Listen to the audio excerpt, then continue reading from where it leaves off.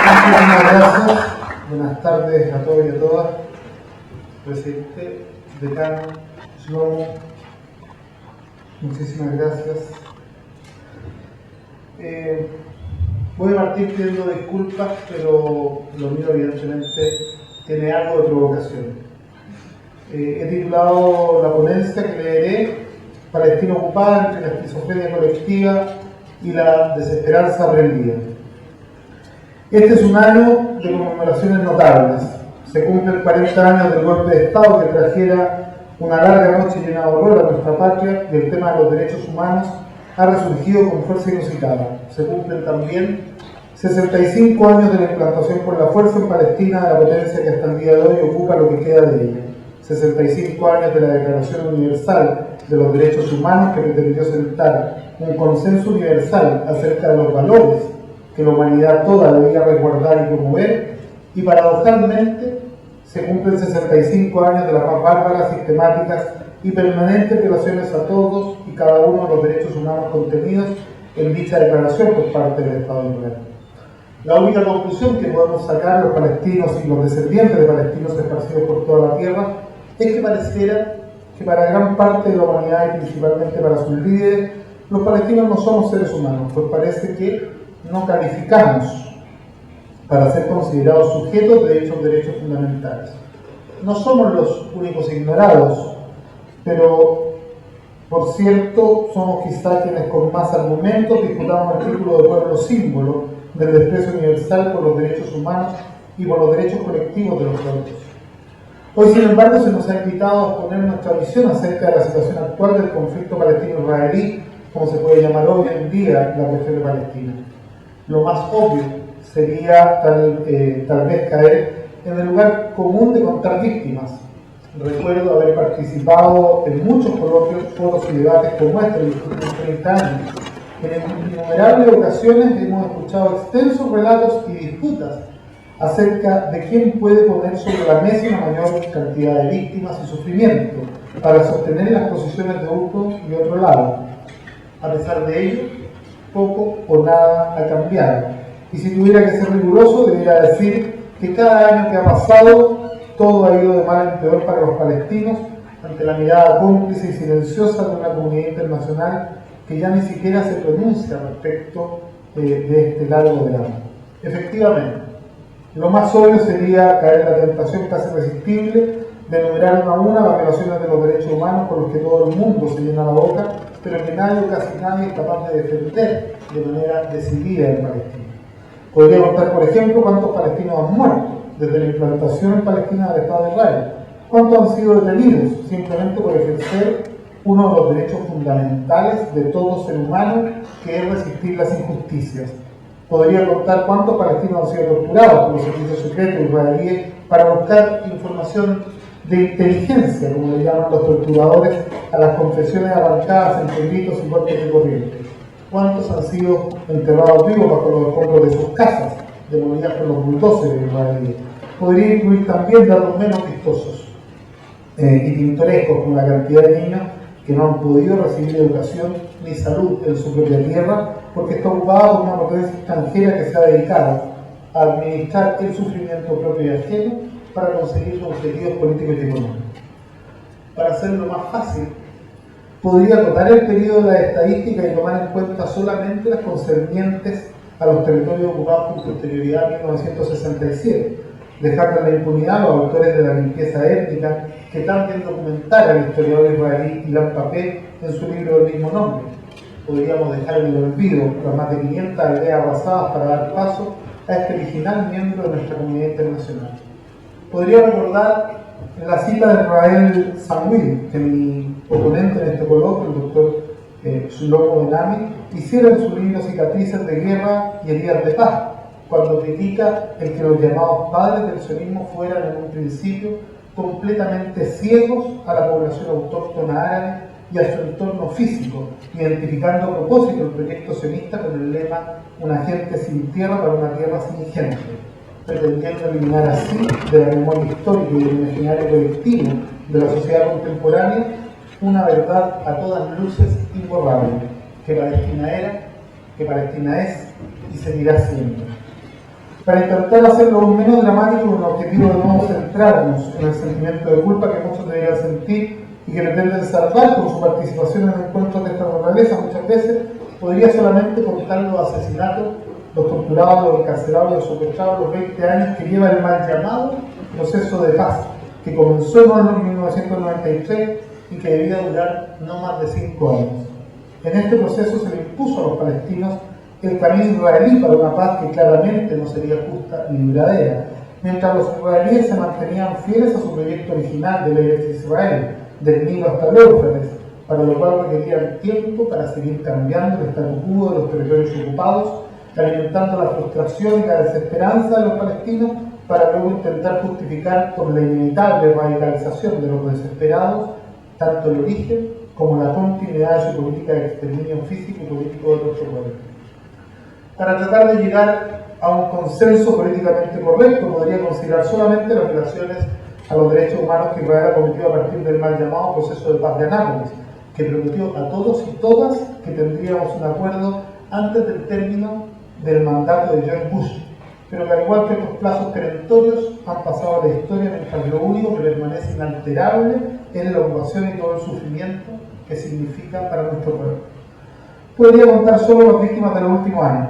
incluida la masacre de Gaza, e intentar compararlas con las víctimas israelíes de los deplorables actos de terrorismo, por un lado, y de los legítimos y heroicos actos de la resistencia que algunos palestinos desesperados realizan por otro, con el objeto de establecer, como le gusta a Israel y a algunos de sus aliados, una especie de empate entre víctimas y victimarios para poder entender, explicar y defender así la inacción y la impotente complicidad de la comunidad internacional en la supuesta complejidad de la cuestión de Palestina, que impide tomar acciones concretas mientras no haya un compromiso de ambas partes, como le dicen, de abandonar la violencia y el terrorismo, como si el culpable de la ocupación y la barbarie que ésta genera fuera el ocupado y no el ocupante. Pero déjenme decirle una cosa: contar víctimas a esta altura no es ya ninguna cosa. No es lo que pretendo hacer hoy ante ustedes, pues no sirve ya para nada. Tampoco deseo referirme al muro ilegal que está levantando el Estado de Israel en los territorios ocupados y que busca convertir a Palestina en un gran gueto, mucho menos a la continuidad infame de la política de construcción de asentamientos ilegales que tantas veces se ha comprometido a detener y que en los últimos años ha triplicado la cantidad de colonos, al tiempo que ha multiplicado varias veces los obstáculos a la libertad de movimiento de los palestinos en su propia tierra. No vine hasta acá para esto. Hoy quiero hablarles de una faceta distinta de la situación que se vive en estos días del Palestina ocupado. Hoy quiero referirme a dos padecimientos que son los que en realidad ahogan a nuestros pueblos y que se encuentran casi en un punto de no retorno. Hoy quiero hablarles de dos enfermedades devenidas en rasgos culturales que se han ido anidando en nuestros pueblos hasta formar parte de su ADN y cuyo impacto es mucho mayor que todo el sufrimiento acumulado en estos 65 años en los cuales el desprecio por la vida, por el derecho internacional y por los derechos humanos se ha convertido en el sello distintivo de este excepcional miembro de la comunidad internacional que sigue siendo considerado como tal a pesar de su histórico y permanente desprecio por las instituciones y los acuerdos de la misma. Hoy quiero hablarles por una parte de la esquizofrenia colectiva que sufren los israelíes y que encuentra eco en gran parte de los gobiernos y la comunidad internacional, y por la otra, de la desesperanza perdida que marca hoy el ser palestino no siéndolo en Palestina. Respecto al primer padecimiento, la esquizofrenia colectiva, debo decir que mi primer acercamiento a este concepto lo viví leyendo dos libros del aquí presente Shlomo Benan. En el primero que leí, llamado Cicatrices de Guerra, Heridas de Paz, a pesar de no ser el primero de ambos libros, ¿no? Él mismo afirmaba en el preludio que el sionismo era un movimiento esquizofrénico, aquejado de una incongruencia irreconciliable entre su mensaje liberador por una parte y las prácticas que utilizaba para ponerlo en práctica por otra. Afirmaba en el párrafo siguiente que el cultivo de una autoimagen intachable y la adopción discursiva de la ética de los pocos contra los muchos, de la ética del heroico David enfrentando al brutal Goliat árabe, fue uno de los modos en que el sionismo trató de reconciliar sus contradicciones. En el segundo, llamado Israel entre la guerra y la paz, el autor desarrolla un capítulo completo denominado Identidad Nacional entre la esquizofrenia y la nueva síntesis, en el que aborda como las distintas culturas que convergieron en Israel se unificaron en la utilización de la tragedia del Holocausto como el mayor activo político y cheque en blanco para el accionar israelí. Como ustedes saben, la esquizofrenia es un diagnóstico psiquiátrico caracterizado por un grupo de trastornos mentales crónicos y graves, caracterizados fundamentalmente por alteraciones en la percepción o la expresión de la realidad. Ahora bien, esta enfermedad social de la identidad israelí, que pareciera no tener precedentes en la historia de la humanidad, ha generado una sociedad que, perteneciendo a un país que posee uno de los ejércitos más poderosos y avanzados del mundo, incluido su arsenal de armas de destrucción masiva y especialmente su arsenal de bombas atómicas, se siente amenazado por un pueblo casi desarmado, cuyos pertrechos más abundantes son las piedras provenientes de los mismos escombros de sus ciudades, complementados por cohetes y bombas cuyo alcance y efectividad generan más excusas para el genocidio que destrucción en el terreno del ocupante. Parece increíble, por cierto, a pesar de toda la destrucción, de todos los crímenes y el terrorismo de Estado que Israel viene cometiendo hace tantos años, son los israelíes los que se sienten víctimas de un conflicto en el cual son los únicos victimarios. Esta enfermedad es la que convierte a los descendientes de palestinos esparcidos por toda la tierra y cuyo único delito es defender a sus ancestros en enemigos acérrimos de Israel que solo por viajar a conocer la tierra de sus ancestros representan un peligro para la seguridad de uno de los estados más fuertes del mundo militarmente. Es esta esquizofrenia colectiva la que lleva a la paranoia de tener que defenderse de los niños y tratarlos como sujetos peligrosos y no como sujetos de protección social en un Estado que desconfía hasta de su propia sombra, representada en la crítica política, racional y democrática de algunos de sus propios habitantes, ya hastiados de tanto horror en nombre de un holocausto que nada tiene que ver con la realidad actual. A esos ciudadanos los acusan de auto-odio cuando intentan desmarcarse de la política de exterminio físico y político que Israel practica en contra de los palestinos. Los expulsa o los convierte en enemigos internos, que es como todas las dictaduras llaman a sus opositores. Es increíble. Esta esquizofrenia colectiva es la que permite que un joven de 14 años sea condenado a 5 años de cárcel por arrojar piedras al cuarto ejército más fuerte del mundo, que ocupa su tierra, destruye sus casas, asesina a sus familiares e hipoteca su futuro, mientras que los soldados israelíes, cuando asesinan civiles, son dejados en libertad y promovidos como héroes de guerra. Discúlpenme la ironía, pero me parece simplemente notable. En esa misma enfermedad es la misma la que los lleva a hablar de guerra para referirse a la ocupación, y es la que los induce a tratar de antisemita a todo aquel que no acepte ni apruebe los crímenes de Israel. De hecho,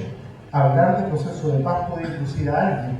a pensar que en este conflicto existen dos países en guerra y dos ejércitos equivalentes enfrentados de manera perenne, pero nada de ello es verdad. Acá lo que hay es una potencia extranjera que hace exactamente lo que Shlomo Ben-Ami en el prefacio de uno de sus libros antes mencionado dice que jamás debe hacerse. Cito textual: un Estado normal no debería extenderse más allá de sus fronteras legítimas. Buena frase, viniendo de un ex ministro de Relaciones Exteriores de un país que viene hace exactamente 65 años, desde el mismo día de su nacimiento, según sus propias declaraciones, haciendo todo lo contrario. Esta alteración de la realidad no es un hecho espontáneo, es consecuencia de una política comunicacional desarrollada y conducida por el movimiento sionista a escala mundial, por la cual ha sido contagiada gran parte de la comunidad internacional, que ha optado en los últimos años por iniciar un proceso de normalización que pretende separar lo que Israel hace a diario contra los palestinos del establecimiento de relaciones comerciales y culturales privilegiadas por la potencia ocupante, como si nada hubiésemos aprendido del rol que el boicot al apartheid sudafricano jugó en marcar nítidamente el principio de su propio final. Lo más grave de todo es que en una sociedad enferma, lo enfermo comienza a parecer sano y lo sano comienza a ser tratado como normal. En el otro lado nos encontramos con la desesperanza perdida que pervive entre los palestinos. Nos encontramos con este sentimiento que surge como común denominador del pensamiento cotidiano de una sociedad cuando ella misma ha vivido o vive bajo la lógica de delitos permanentes en su contra y de permanente impunidad para los criminales. Este sentimiento que nace de experiencias traumáticas e injustas, de carencias o falta de reconocimiento a los derechos más básicos y a las pretensiones de validez del ser palestino, este sentimiento que nace de estos hechos frente a los cuales el pueblo palestino no ha podido, ni puede, ni podrá defenderse adecuadamente, lleva a desarrollar un estilo de pensamiento en el que la víctima se convence a sí misma de que todo el abuso que pueda experimentar en el futuro será simplemente inevitable y estará fuera de su control, y que sin embargo ante los ojos del mundo seguirá apareciendo en virtud de la esquizofrenia colectiva esparcida como peste de carácter mundial, como culpables, como terroristas y como responsables, en última instancia, de su propia suerte, como un karma del cual resulta imposible escapar. A esta realidad inexplicable solo nos queda resignarnos y aceptar la situación. Este estilo de pensamiento mueve a dicha sociedad a pensar que sus acciones no tienen ni podrán tener efecto alguno, o no al menos positivo, sobre el sufrimiento que le rodea. Los lleva a pensar que han perdido el control sobre las situaciones y que no existe salida alguna a su sufrimiento. Ante esta realidad, ante la insoportable evidencia de que vivir dignamente se ha convertido en una utopía para muchos, el único camino posible, pero por lamentable y dramático que nos parezca, es morir con dignidad. Aparecen entonces los sentimientos de inseguridad, de pesimismo, de desesperanza, y la sociedad se vuelve triste y pasiva y comienza a pensar en el suicidio como una posibilidad real de escape. Deja de creer, deja de crear, deja de soñar y de aspirar. En síntesis, vive una muerte anticipada, definida por el abuso constante en completa impunidad. Se pierde la confianza en la democracia, se pierde la confianza en la especie humana, en las normas, en el derecho internacional y en la justicia que parecen funcionar para todos, menos para nosotros los palestinos. En términos generales, la desesperanza es considerada un pesar, una enfermedad, una maldición de gran potencia limitante. Nietzsche, de hecho, la consideraba la enfermedad del alma moderna. Puede decirse que es un estado en el que se ven debilitados o extintos el amor, la confianza, el entusiasmo, la alegría y la fe. Es una especie de frustración e impotencia en el que suele pensar que no es posible por ninguna vía lograr una meta o remediar alguna situación que se estime negativa. Es una manera de considerarse a la vez atrapado, agobiado y débil. Desesperanza no es decepción ni desesperación. La decepción es la percepción de una expectativa defraudada. La desesperación es la pérdida de la paciencia y de la paz, un estado ansioso, angustiante, que hace al futuro una posibilidad temorizante. La desesperanza, por su parte, es la percepción de una imposibilidad de logro, la idea de que no hay nada que hacer ni ahora ni nunca, lo que plantea una resignación forzada y el abandono de la ambición y del sueño, y es justamente ese sentido absolutista lo que le hace aparecer como un estado perjudicial y nefasto. Esta es la situación más alarmante que se vive en Palestina ocupada. La realidad es estar ahogado entre la esquizofrenia colectiva de unos y la desesperanza perdida de los otros. Los israelíes siguen creyendo, ayudados por la comunidad internacional, que son las víctimas históricas de una persecución perenne, como si los palestinos fuéramos descendientes de los europeos que generaron el Holocausto. Los palestinos, por su parte, ya no le creen a nadie, mientras proliferan en el mundo entero leyes que penalizan el antisemitismo e incluyen en su versión contemporánea toda crítica al Estado de Israel y a su política de exterminio físico y político de nuestro pueblo. No le creen a las instituciones surgidas de la firma de un acuerdo en el que dejaron de creer hace rato. Tampoco al mundo árabe, hoy absorto en la mal llamada primavera árabe. Tampoco creen en los israelíes, que han jugado con una maestría jamás antes vista al doble estándar permanentemente, como columna vertebral de su ser, sin entender que finalmente se ve lo que uno hace y no lo que uno dice. ¿Cómo creer en quienes hablan de paz mientras viven planificando y pensando en la guerra y la destrucción final del enemigo, con el único objetivo de ganar tiempo y apostar en el largo plazo al olvido y a la resignación, mientras mantienen a su propia sociedad y a la comunidad internacional prisionera de esta esquizofrenia colectiva? Tampoco creen ya los palestinos en la comunidad internacional, que en el caso de otras ocupaciones mucho más cortas que el israelí ha sido capaz de movilizar al ejército más grande que la historia haya conocido, incluso con la participación de algunos gobiernos árabes que aún no conocen la democracia ni la libertad, para derrotar a quienes se atreven a desafiar sus intereses y los de sus aliados. ¿Cómo creen en ella, en la comunidad internacional, si a pesar de todas las evidencias irrefutables, a pesar de las miles de resoluciones condenatorias desoídas, a pesar del desprecio constante por el derecho internacional y por los derechos humanos, sigue mirando a Israel como la proyección natural de las víctimas del Holocausto y teme decir las cosas por su nombre y avanzar hacia acciones concretas que presionen de verdad a la potencia ocupante a cumplir la ley y el derecho internacional? ¿Cómo creer en una comunidad que se ha contagiado una enfermedad que le impide reconocer este nuevo crimen de lesa humanidad, del cual el Estado de Israel es culpable de forma ininterrumpida por el espacio de 60 años, pero que si tuviera cualquier otro nombre ya habría sido arrasado el nombre de la libertad y de los valores occidentales. ¿Cómo creer si han convertido de una u otra manera en verdaderos cómplices de la mayor y más extendida y dramática violación a los derechos humanos que la historia contemporánea ha conocido? Los palestinos ya no les creemos.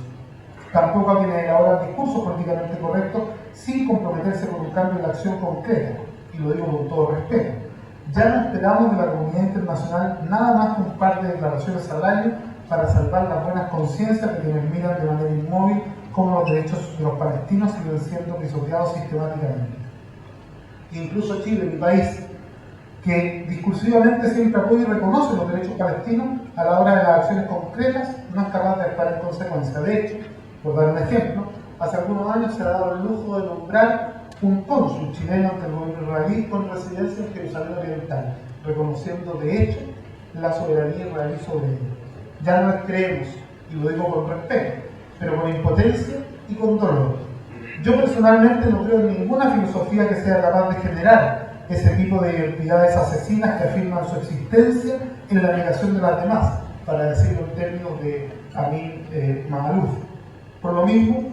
no creo en el fundamentalismo sionista que plantea la posibilidad de la existencia de una tierra prometida como excusa para el exterminio físico y político del pueblo palestino. Tampoco creo, para no inducir error a quienes me escuchan, en el fundamentalismo cristiano que enseña que bienaventurados son los que sufren y los que tienen hambre y sed de justicia, y mucho menos en el compromiso occidental de recompensarlos después de muertos, como una forma de seguir legitimando la avaricia y la pobreza. Tampoco creo, por supuesto, en el fundamentalismo islámico que plantea que una guerra, con todo el reguero de muerte y destrucción que conlleva, puede ser santa, aunque sea en nombre de Dios y para luchar contra el infame y la hipocresía mundial.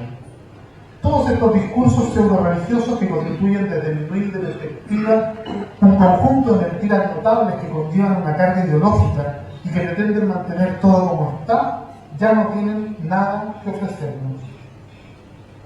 porque siguen centrando la discusión en asuntos que nos deparan sin duda alguno otros 5.000 años de discusiones estériles y de espera, sin poder arribar a ninguna solución. Y lo único que tengo claro es que los palestinos y los israelíes tampoco, ya no pueden esperar. Ahora bien, todo indica que mientras sigamos actuando de la misma manera como lo hemos venido haciendo en los últimos 20 o 30 años, incluso en este tipo de foros, seguiremos obteniendo los mismos resultados. Mientras sigamos elaborando maravillosos discursos y no seamos capaces de decir las cosas por su nombre y de tomar acciones concretas para evitar la potencia extranjera que se ha salido por propia voluntad de la comunidad internacional por el solo desprecio que ha mostrado ante sus propias normas, seguiremos obteniendo los mismos resultados. Mientras no seamos capaces de cambiar significativamente nuestros discursos y nuestros programas de acción y no logremos convertir de verdad los derechos humanos en valores sin fronteras, seguiremos teniendo los mismos resultados. Hoy tenemos que ser aún más radicales. Seguir fomentando las diferencias y el odio entre nosotros por sobre el destino común que sin lugar a duda tenemos, ya no resulta para nada radical. Es lo que muchos vienen promoviendo y justificando hace ya demasiados años. Seguirnos matando entre nosotros tampoco,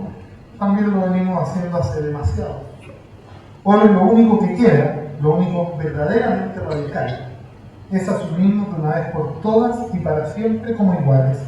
Asumir el reto sin precedentes de mirarnos como iguales, sin promesas divinas, sin bienaventuranzas, ni recompensas para los sacrificios permanentes y para el sufrimiento eterno. Hoy, cuando la solución de dos estados se encuentra en estado de coma, debido al empecinamiento de Israel en seguir colonizando cada día que pasa un metro más de la tierra de los palestinos, ya no podemos seguir apostando por lo mismo. Hoy, cuando Israel cada día que pasa instala un nuevo obstáculo a la libertad de movimiento en los territorios ocupados para profundizar el sufrimiento de los palestinos de ser tratados como extranjeros en su propia tierra, ya no podemos seguir apostando a lo mismo. Quizás sea necesario ir más allá y pensar en la solución de dos estados única y exclusivamente como un primer paso justo y necesario para volver a poner las cosas en su sitio y volver a soñar en la creación de un estado laico, independiente para todo aquel que desee vivir en un Estado de estas características, y dejar de lado las lentes deformantes de las cruzadas, del sionismo y el fundamentalismo islámico, que ya se han mostrado como absolutamente incapaces e impotentes para conducirnos a la paz. Hoy necesitamos avanzar hacia un Estado multicultural y multinacional, respetuoso de las minorías de todo tipo, inclusivo, justo e igualitario, en donde podamos vivir la condena de vivir juntos, que ese es nuestro único destino. Hoy estamos llamados a reconocer por primera vez en la historia que todos los derechos que reconocemos como inalienables para nosotros mismos deben ser extendidos a todos los pueblos de la tierra, incluyendo también, como no, a los palestinos, que ya no creemos en nada y que no esperamos nada de vosotros, pero que estamos decididos a seguir luchando por dejar de ser considerados como ciudadanos universales de segunda, tercera o última clase. De lo contrario, seguiremos los palestinos sabiendo que estábamos en esta tierra antes de la llegada del primer invasor y estaremos seguramente en ella luego de la derrota del último. Y seguiremos abrazando a todos aquellos que, habiendo pasado por Palestina, estén dispuestos a fundirse en el crisol de este pueblo que ningún Dios ha elegido, que no es mejor ni peor que ningún otro, pero que claramente pertenece a Palestina. Lo que necesitamos no es paz. Lo que necesitamos es el término de la ocupación y el desarrollo de una mirada integradora, multicultural y multinacional para abrazar el futuro forjando un Estado de verdad para todos y todas. Muchísimas gracias.